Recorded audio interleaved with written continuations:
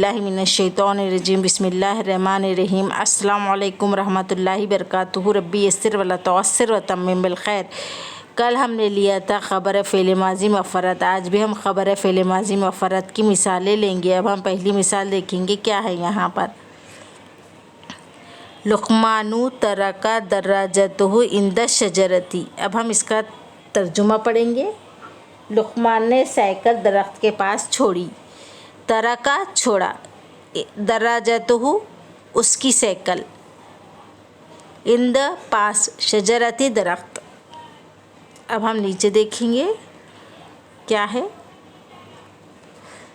हुआ ज़हाबा इलल मदरसती, वो गया मदरसे की तरफ। ज़हाबा गया, इला तरफ, हुआ वो।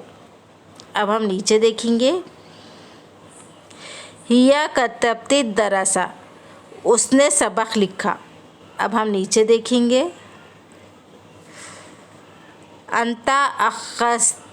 अंता अखस्तल कलमा, यानी तूने कलम लिया।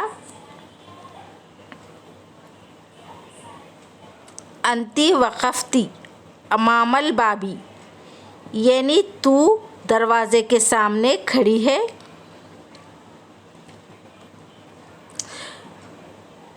अब हम इसके बाद देखेंगे।